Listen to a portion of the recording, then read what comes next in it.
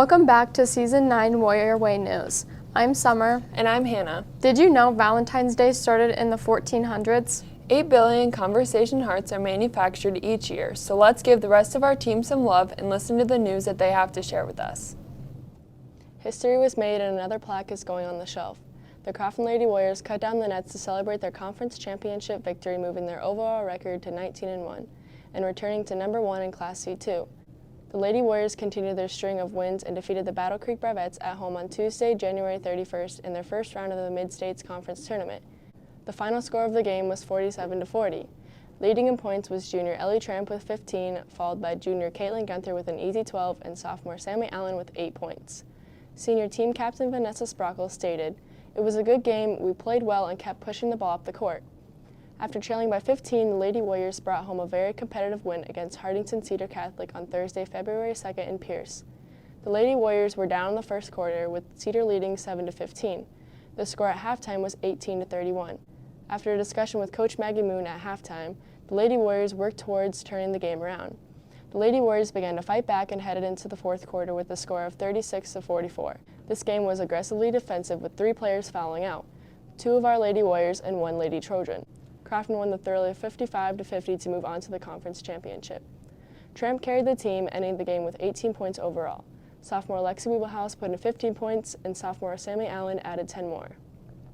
Seeking to avenge their only loss of the season, the Lady Warriors battled against the top-seeded GAC in the finals of the Mid-State Conference Tournament on Saturday, February 4th in Pierce. The Lady Warriors took out the Lady Blue Jays, with the final score resulting in a win of 49-39. Sophomore Sammy Allen led the team with 17 points, following with junior Caitlin Gunther putting in 10. Senior Blair Jordan was thrilled to win the conference championship as a senior. She said, "Winning the championship was super cool. It was one of the best feelings ever and rewarding for all the hard work that my team and I have put into the season so far." After the game, the team members took turns cutting down the basketball nets, with the seniors finishing the job. Jordan stated, "Cutting down the net was a very special moment and it was an amazing experience to get to do something like that."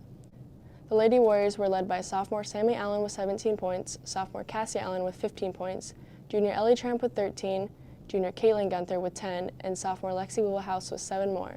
This moves the Lady Warriors record to 21 and the Lady Bulldogs moved to 9-12. The Lady Warriors will strive to continue their winning streak in their next game against Norfolk Catholic on Thursday, February 9th at home. The senior girls will be honored at this event. After an exciting win against GACC to enter the Mid-State Conference Tournament, the Crofton Warriors faced the number 1 seed, Hartington Cedar Catholic, in the quarterfinals. The Warriors fell to the Trojans 68-20 on Wednesday, February 1st. Senior Simon McFarland led the Warriors in scoring with 10 points overall. Cedar Catholic, who was the top seed in the tournament, placed second, losing to Pierce Blue Jays. The Warriors moved into the consolation bracket and faced the Boone Central Cardinals on Friday, February 3rd in Pierce. After a competitive first half, the Warriors ran out of steam and lost 71-35.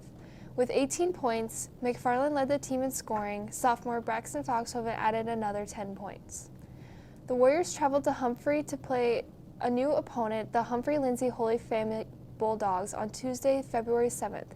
The Bulldogs were state champions last year and were a tough competition. The final score of the game was 58-31, resulting in a Warrior loss.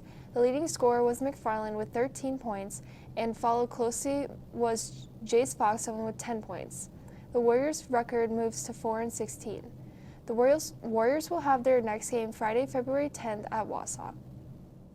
Thank you, Brianna, for filling us in on how our Warriors are doing in basketball.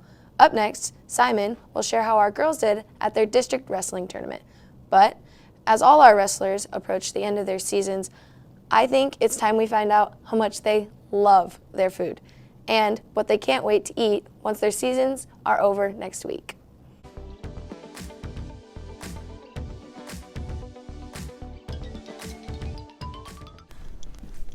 Oh my gosh, Whistler. Look at that, it's Wyatt.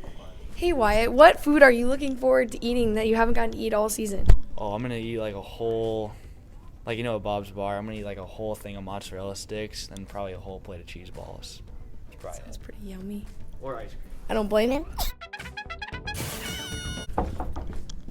What's a food that you love that you haven't been able to eat all season that you're looking forward to eating? I get to eat whatever I want because I'm heavyweight.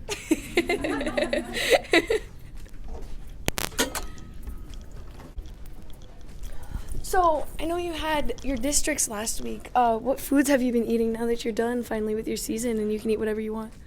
McDonald's, Jolly Ranchers, cookies, really anything. Ramen noodles, those are good. Just really definitely. anything. Oh, Yeah. the cookies. Yeah, yep, definitely. Cookies. Cookies can't go wrong. Thanks, Pamela. So, since your season's coming to an end soon, what food do you love that you can't wait to eat until the season's over? Desserts. What kind of desserts? Like, I don't know. Ice cream? oh yeah, ice cream. Definitely ice cream. Anything else? No.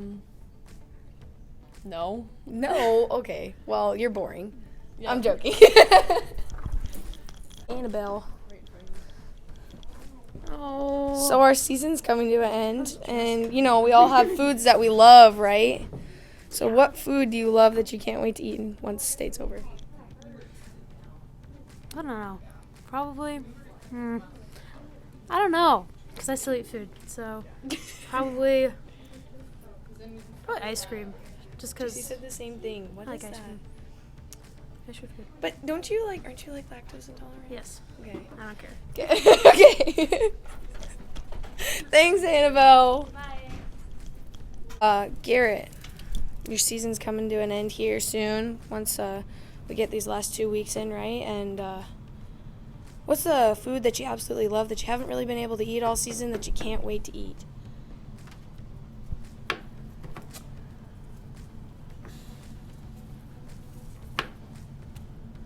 Indecisive. All of them been very indecisive. Is anything? Not really, no. I just don't eat as much. That's all. Yeah, true. Okay, makes sense. All right, well, you heard him, guys.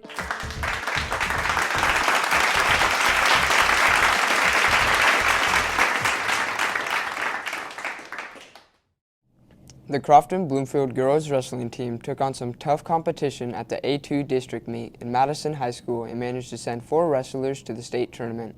Second-ranked Madison Peterson faced third-ranked Custard in the semifinals and lost by decision. Peterson came back through the consolation bracket and placed third in qualifying for state. J.C. Jansen placed third as well, going 5-1 on the day, and is heading down to state. Riley Yarnes pinned her way to the championship finals, where she fell short to Stice by decision. Annabelle Poppy won the district championship, punching her ticket to state. The girls will head down to Omaha on Thursday, February 16th through Saturday, February 18th in the CHI Center to compete at the state. Only the second time in history girls have had their own sanctioned tournament. The weather wasn't the only thing warming up this weekend. Robbie Fisher of the Crofton Bloomfield wrestling team claimed first place once again at the Clarkson Lee Invite on Friday, February 3rd.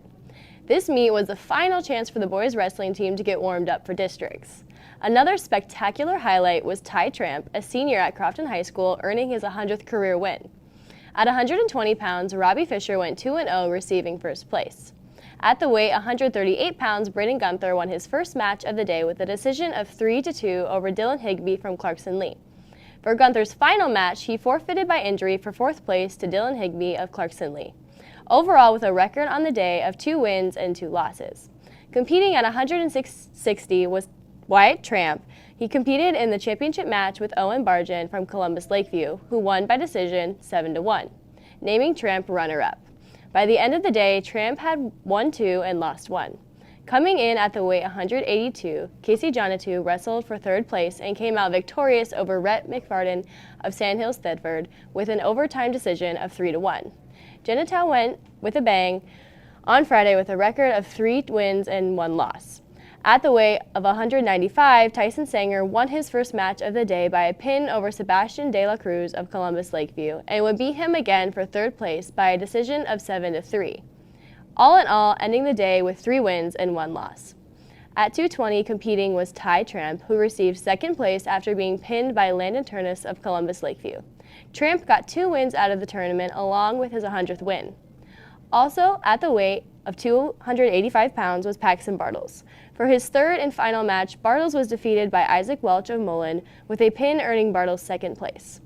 Other wrestlers who competed last weekend were Jarrett Sauser at 113, Evan Hollander at 126, Tom McDuffie at 132, Alex Ramponi at 145, Max Gunther at 160, Anthony Steffen at 195, and finally Owen Kuhar at 285. All in all, the boys wrestling team got more experience last Friday to get them warmed up for their district competition, which is on Friday, February 10th and Saturday the 11th.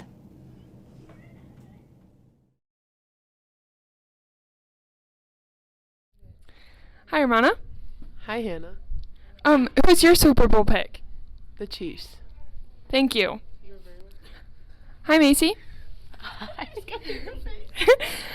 Who's your Super Bowl pick? The Chiefs. Thank you. Hello. Who's your Super Bowl pick? I'm gonna take the Chiefs all the way. Go KC. Yeah. Thank you.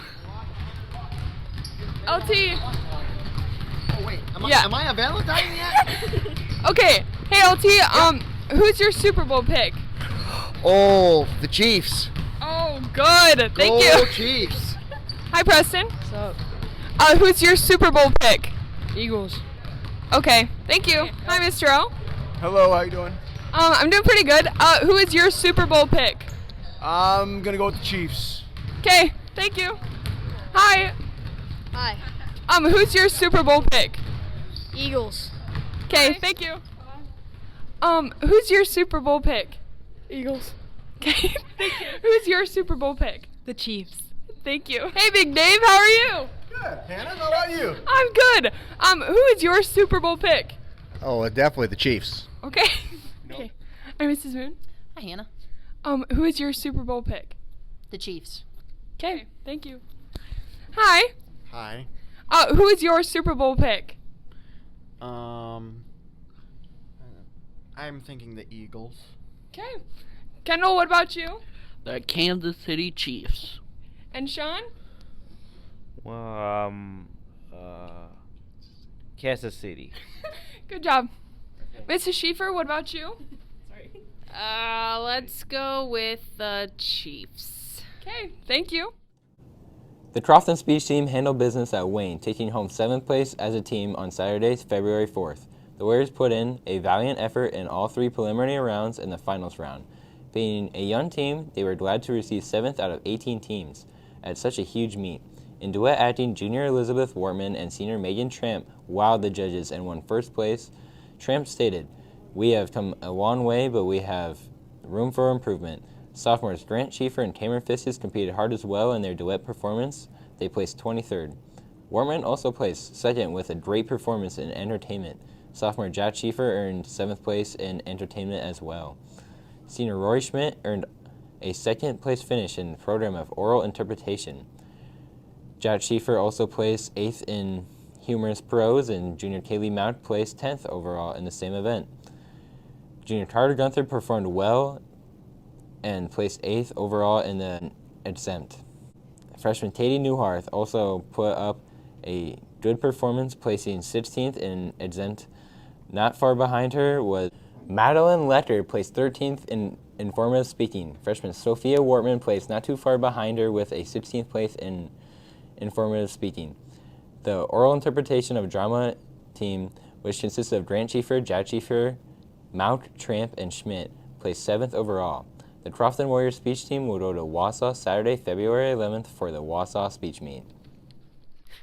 Hi, Sammy. Hey, will you be my Valentine? Oh, yes, back. Yay!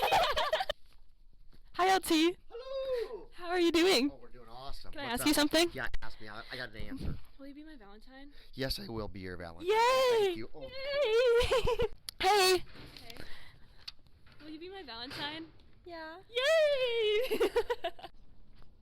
Hey, Summer. I have a question. Yeah. Do you want to be my Valentine? Of course. Yay! Hey, Will. Hi. How's it going? Pretty good, how about you? Pretty good. Thanks for asking. Yeah. I have a question. Yeah. Will you be my Valentine? Oh my gosh, yes. Yay! Ask you a question. Will you be my Valentine? No thanks. Okay. Can I ask you a question? Please? Okay. Ask you a question? What's your name? Landon. Hi, Landon. Will you be my Valentine? No, thank you. Dang it. Sorry. Hi, Rita. Hello. Will you be my Valentine? Oh, yes, I certainly will. I would love to be Thank you. Which came first, the chicken or the egg? Talking about this topic makes people's heads spin. So does the topic of climbing egg prices. According to the most recent Consumer Price Index, the cost of eggs rose 59.9% from last year. From January 2022 in the Midwest, a dozen eggs averaged around $1.50 and increased to $5.17 in 2023. With egg shortages, the cost of chicken has also piqued our interest with surging prices and growing demands. This hectic problem is due to a strain of flu that has infected the birds, also known as avian influenza. According to the CDC, this type A virus can spread rapidly and infect domestic poultry as well as other bird and animal species, with sporadic but rare human infections. This infection has affected most parts of the U.S. and other countries, but hit us hard in our community as well, with rising prices and lost birds. A local farmer spoke about the loss of his farm, saying, "After finding the unknown dead bird appear on our farm, we started losing about 20 a day. A local vet came over, tested them, and now we are waiting 3 months until we can get more birds." Many people may ask what's next or what to look for. The main symptoms of the bird flu in birds can include sudden death, decrease in appetite or energy, reduced egg production, or purple discoloration or swelling. When disposing of possibly infected birds, use proper equipment, including gloves, disposable outer garments, and safety goggles. Even though it is hard to find light in this situation, we can still resort to excellent chicken puns to keep us on our feet. Don't forget to thank your poultry farmers who keep on clucking every day. On Friday, February 10th, there is a teacher in service with a 1 o'clock dismissal. The boys wrestling district tournament will begin in Central City at 3 in the afternoon. The boys basketball JV team plays Wausau at 6:15 and varsity will follow at 7:30. Saturday, February 11th, the boys varsity districts wrestling tournament will continue. There will be a speech invite in Wausau at 8 o'clock in the morning. Monday, February 13th, the Crofton FCCLA chapter will be celebrating FCCLA week through Friday. At 6:30, there will be a school board meeting. Tuesday, February 14th, Happy Valentine's Day. Boys junior high basketball will play at Creighton at 3 o'clock. The Lady Warriors will play their first sub-district basketball game at home. Time will be announced. On Thursday, February 16th, the girls basketball sub-district tournament continues. The girls and boys wrestling team will compete in the state meet at the CHI Center in Omaha. On Friday, February 17th, there is no school for winter break. The boys JV and varsity basketball teams will play in Boone Central, beginning at 6:15. Girls and boys state wrestling continues. I'm Luke. And I'm Edison. Thanks for watching this episode of Warrior Way News. And remember that every day is a great day to be a warrior.